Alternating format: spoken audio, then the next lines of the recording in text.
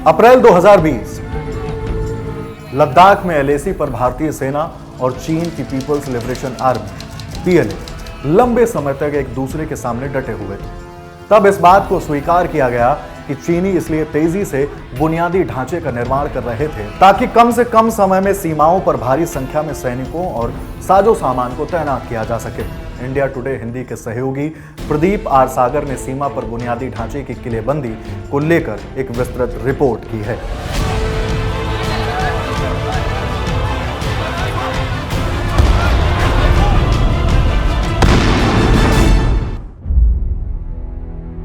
LAC के साथ पूर्वोत्तर में मैकमोहन रेखा पर चीन की बढ़ती गतिविधि पर भारत का रिएक्शन बहुत धीमा था, लेकिन 2014 के बाद इसमें तेजी आई जब एनडीए सरकार ने बुनियादी ढांचे में सुधार के लिए कई कदम उठाए। इस प्रकार 2008 से 2014 तक जहां 7,270 मीटर पुलों का निर्माण किया गया था, वहीं 2014 और 2020 के बीच 14,450 मीटर निर्माण पूरा हुआ। इसी तरह 2008 और 2014 के बीच 3,610 किलोमीटर सीमावर्ती सड़कों का निर्माण किया गया, जबकि 2014 से 2020 के दौरान 4,764 किलोमीटर सड़कें बनाई गईं। भारतीय सेना का मानना है कि इससे एलएसी के अग्रिम तैनाती क्षेत्रों में संपर्क बेहतर हुआ है और भारतीय सेना गश्त को और अधिक गहन बनाने में सक्षम हुई। सेना के दूरस्थ क्षेत्रों में पहुंच और गश्त बढ़ने के चलते हाल के वर्षों में पीएलए के साथ लगातार झड़पें हो रही हैं। उत्तरी सेना के पूर्व commander lieutenant general retired DS Hooda कहते हैं कि एलएसी के भारतीय हिस्से में सड़क निर्माण हमेशा संकट पैदा करता है, क्योंकि इससे भारतीय गश्ती दल की पहुंच बढ़ती है। यह बात हमेशा चीनी सेना को परेशान करती है।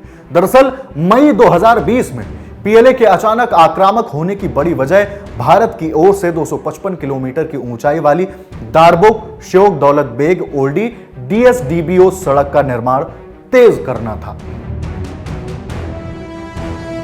यह सड़क लेह को कारकोरम दर्रे से जोड़ती है, जो चीन के लिए संवेदनशील है। इस पर गतिरोध अभी समाप्त नहीं हुआ है, पर चीन के साथ लगे सीमावर्ती क्षेत्रों में बुनियादी ढांचे के निर्माण में और तेजी लाई जा रही है। अतीत से कड़वा सबक सीखने के बाद सेना का जोर अब चीनियों की टक्कर की सड़कें, घर, पुल, हेलीपैड और हवाई पट्टी बनाने पर है।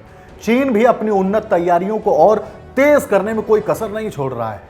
प्रधानमंत्री नरेंद्र मोदी के G20 शिखर सम्मेलन में भाग लेने के लिए इंडोनेशिया रवाना होने से 2 दिन पहले 12 नवंबर को नई दिल्ली ने अरुणाचल प्रदेश में 1800 किलोमीटर लंबे फ्रंटियर हाईवे के निर्माण के लिए अधिसूचना जारी की। राष्ट्रीय राजमार्ग 913 नाम वाली यह सड़क मैकमोहन लाइन के साथ साथ बनेगी, जो चीन भूटान भारत सीमा ट्राइब जंक्शन को तवांग, ऊपरी सुबनसिरी, सियांग, दिबांग घाटी और किबिथु के जरिए विजयनगर से जोड़ेगी। मैकमोहन लाइन पूर्वोत्तर में भारत चीन की स्वीकृत सीमा है, जिसको लेकर चीन को ऐतराज है और विवाद खड़े करता है। सरकार ने कहा कि राजमार्ग सीमाओं को ज्यादा सुरक्षित करेगा, सीमावर्ती क्षेत्रों से पलायन नियंत्रित करेगा और टूरिज्म के बुनियादी ढांचे में सुधार करेगा। इसकी लागत 27,349 करोड़ रुपए आंकी गई है और इसके पूरा होने में 3 साल लगने की उम्मीद है। सैन्य रूप से इसके उद्देश्य क्षेत्र में चीन की आक्रामकता को बेअसर करना और रिएक्शन टाइमिंग, रसद और पहुंच के मामले में भारतीय सेना को फायदा पहुंचाना है। इसके अलावा फ्रंटियर हाईवे सभी नदी घाटियों को जोड़ेगा और सेना की यूनिट्स के लिए एक घाटी से दूसरी घाटी में पहुंचना सुगम बनाएगा। एक अन्य सड़क भी निर्माणाधीन है, जो हिमाचल प्रदेश में मनाली धुरी से पश्चिमी लद्दाख और जांस्कर घाटी को वैकल्पिक संपर्क उपलब्ध कराएगी। 298 किलोमीटर लंबी 2 लेन वाली सड़क का 2/3 काम पूरा हो चुका है। हिमाचल प्रदेश लद्दाख मार्ग पर ही सभी मौसमों के अनुकूल 4.1 किलोमीटर लंबी ट्विन ट्यूब शिंकुनला सुरंग भी रक्षा मंत्रालय से हरी झंडी मिलने के बाद पटरी पर है।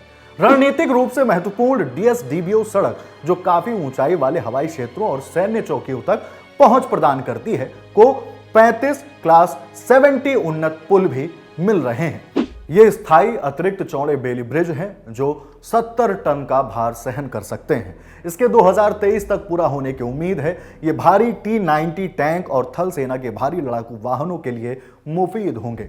सेना ने पहली बार ऊंचाई वाले क्षेत्रों में युद्ध के लिए अनुकूल पुल यानी असॉल्ट ब्रिज बनाने का सफल परीक्षण किया।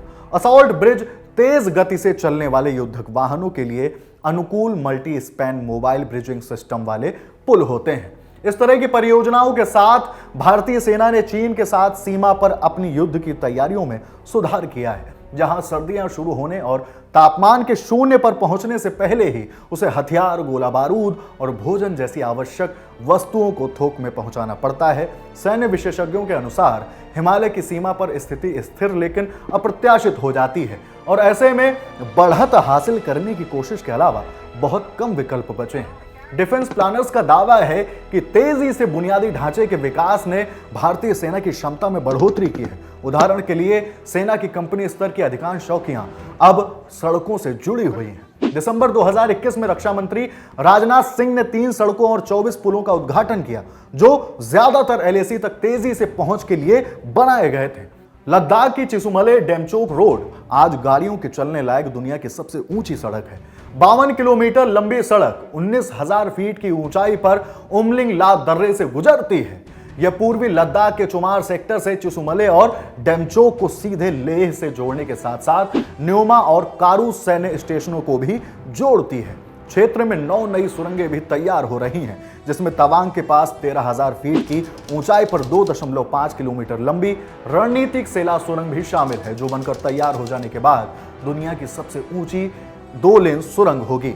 चीन सीमा पर काम का बड़ा हिस्सा सीमा सड़क संगठन BRO की ओर से किया जाता है, जो रक्षा मंत्रालय के अधीन एजेंसी है। पिछले 5 वर्षों में BRO ने 20,767 करोड़ रुपए की कुल लागत से LAC के साथ लगे अग्रिम क्षेत्रों तक हर मौसम में पहुंच सक्षम बनाने के लिए 3,595 किलोमीटर सड़कों का निर्माण किया है। पिछले सत्र में संसद में एक सवाल के जवाब में रक्षा मंत्रालय ने बताया कि 15,477 करोड़ रुपए की लागत से चीन सीमा के साथ 2,089 किलोमीटर सड़कों का निर्माण कार्य किया गया। उत्तराखंड के गढ़वाल क्षेत्र में 4 हिंदू पवित्र स्थलों गंगोत्री, यमुनोत्री, केदारनाथ और बद्रीनाथ को जोड़ने के उद्देश्य से 12,000 करोड़ रुपए की 4 धाम राजमार्ग परियोजना भी LAC से संपर्क को मजबूत करेगी। रक्षा मंत्रालय LAC के लिए प्रस्तावित राजमार्ग पर जोशीमठ, उत्तरकाशी, रुड़की, रजवाला, देहरादून, टनकपुर, पिथौरागढ़ और अन्य जगहों पर स्थित सेना और भारत तिब्बत सीमा के पुलिस स्टेशनों को जोड़ने वाली सड़क बनाना चाहता है। 22,000 सैनिकों को समायोजित करने के लिए पिछले 2 वर्षों में आधुनिक आवास बनाने के अलावा सेना ने कठोर सर्दी से निपटने के लिए 20 solar heated insulated Ladakhi shelter शिला या रहने के लिए गर्म आवास बनाए हैं। इसके अलावा बख्तरबंद वाहनों और हथियार प्रणालियों को रखने और उन्हें अत्यधिक ठंड से बचाने के लिए लगभग 450 तकनीकी भंडार बनाए गए थे। LAC और पूर्वोत्तर में भारत के ज्यादातर निर्माण कार्य तिब्बत स्वायत्त क्षेत्र TAR में चीन के अपने बुनियादी ढांचे को मजबूत करने की कोशिश के जवाब में है, जिसमें 60,000 किलोमीटर से अधिक का व्यापक रेल नेटवर्क और सड़कें शामिल हैं। पिछले साल चीन ने ल्हासा और निंगची से जोड़ने वाली बुलेट ट्रेन शुरू की। निंगची अरुणाचल प्रदेश के ऊपरी सियांग जिले में तूतिंग सेक्टर के सामने स्थित एक शहर है और भारत की सीमा से केवल 40 किलोमीटर दूर है। PLA की 52वीं और 53वीं माउंटेन इन्फेंट्री ब्रिगेड बड़े नियंची प्रांत में स्थित हैं। इसके बाद आगे उत्तर में 1600 किलोमीटर लंबी सिचुआन तिब्बत रेल लाइन तिब्बती पठार पर स्थित ल्हासा को सिचुआन में चेंगडू से जोड़ेगी। सैन्य पर्यवेक्षकों का दावा है कि तिब्बत में कुल सड़क नेटवर्क 1959 में 7,300 किलोमीटर से बढ़कर 2021 में 1,18,800 किलोमीटर हो गया है, यानी प्रतिदिन औसतन 4.93 किलोमीटर का विस्तार, जो हैरत में डालने वाला है। PLA ने चीन के G219 हाईवे से LAC की ओर कम से कम 8 सड़कें बनाई हैं, जिनमें से एक इसे पेंगोंग सो झील पर फिंगर 8 पर सिरिजाप से जोड़ती है। विशेषज्ञों का मानना है कि चीन की ओर से बुनियादी ढांचे में लगातार सुधार एक मजबूत उपस्थिति बनाए रखने के उसके इरादे का संकेत है। उनकी राय है कि सीमा पर तनाव और तैनाती घटाने की प्रक्रिया की अपनी सीमाएं हैं, खासकर तब जब चीन के रवैये में कोई खास बदलाव ना दिखा हो। US आर्मी पैसिफिक कमांड के जनरल चार्ल्स ए क्रिलन ने इस साल जून में अपनी नई दिल्ली यात्रा के दौरान कहा वेस्टर्न थिएटर कमान में बनाए जा रहे कुछ बुनियादी ढांचे मुश्किल खड़ी कर सकते हैं। लेफ्टिनेंट जनरल हुड्डा कहते हैं कि अब जबकि सेना और केंद्र को चीन की गतिविधियों और मंशा का सही आभास है, तो सड़कों, हवाई क्षेत्रों और हेलीपैडों को विकसित करने के लिए बहुत तेज गति से धन आवंटित किया जा रहा है।